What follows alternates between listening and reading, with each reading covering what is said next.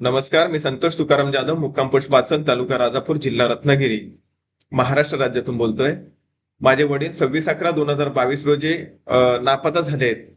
ते अद्याप काही त्यांचा पत्ता लागलेला नाही. त्या संदर्भात आपण पोलिसांकडे नापत्ता सुद्धा दाखल केलेले आहे. आम्ही स्वतः या संदर्भात काही धार्मिक स्थळं असतील किंवा नातेवाईक असतील किंवा इतरत्र ते जाऊ शकतात किंवा त्यांचा संपर्क आहे अशा ठिकाणी आम्ही बऱ्याच ठिकाणी आम्ही चौकशी केलेली आहे. तरी अद्याप त्यांचा नापत्ता लागणं म्हणजे हे दुर्दैवाची गोष्ट आहे की आज आपण मतदारापासून राष्ट्रपतीपर्यंत आणि राष्ट्रपतीपासून अगदी न मतदान करणाऱ्यापर्यंत संविधानात्मक देश आपण देशाची बांधणी केली आणि अशा या देशामध्ये जर का एक व्यक्ती जिवंत व्यक्ती जी प्रवासाला गेले आणि ती सापडू नये, हे केवळ या संविधानात्मक कारभारातलं हे दुर्दैवाची गोष्ट आहे. असे असंख्य लोक म्हणजे नापत्ता झाले असतील, परंतु त्यांचे सुद्धा नातेवाईक त्या त्या कारणास्तव शोधत असतील. परंतु माझे वडील न सापडणे हे माझ्यासाठी किंवा हे दुर्दैवाची गोष्ट आहे.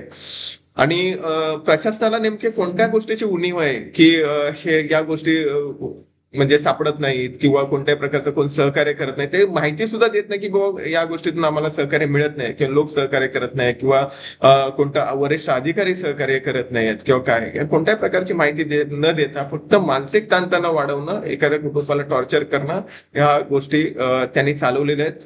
आणि 2015 पासून वेगवेगळ्या प्रकारच्या केसेस टाकून त्यांनी खूप परेशान केलं होतं. आणि अशा माध्यमातून हे सर्व कारभार चालवून त्यांनी अद्यापही हे जाणीवपूर्वक दुर्लक्ष करून केवळ कागदी सोपस्कार त्यांनी केलेले आहेत. कारण मी आयजिम पर्यंत सुद्धा गेल्याचं मागच्या व्हिडिओमध्ये तुम्हाला सांगितलं होतं.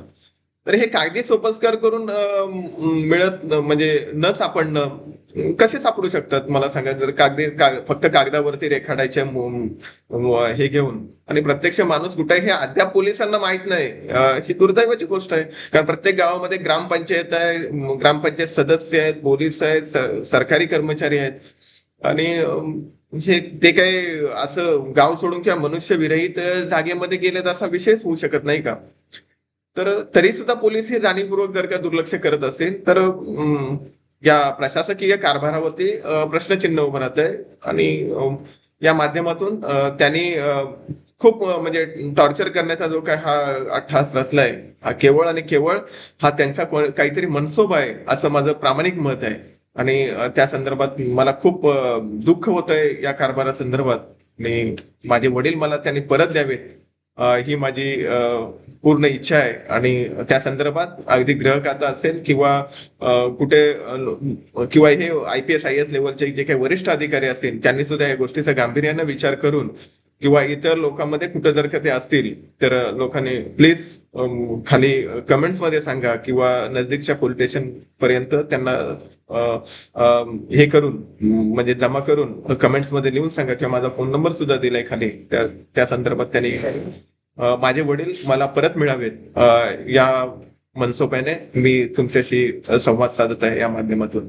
कारण मीडियावाल्यांशी सुद्धा माझं कॉन्टॅक्ट झालं.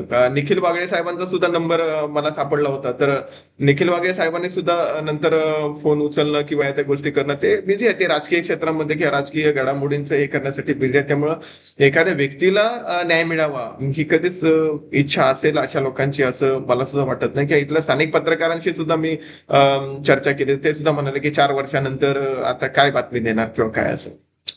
म्हणजे 4 वर्षानंतर बातमी का नाही देणार. जर का संविधानामध्ये आपण हे 4 स्तंभ मानले असेल आणि पत्रकारिता हा 4था आणि सर्वात महत्वाचा स्तंभ जर का त्यातला असेल तर लोकांना भावनात्मक करून किंवा लोकांच्या भावना भडकवण्यापुरता हा मीडिया फक्त तयार आहे का, या संदर्भात सुद्धा एक प्रश्नचिन्ह उभं राहतं अशा उत्तर दिल्यानं त्यांनी. त्यामुळं हे खूप दुर्दैव आहे आणि माझे वडील मला परत मिळावे यासाठी हा माझा एक अट्टहास आहे. धन्यवाद.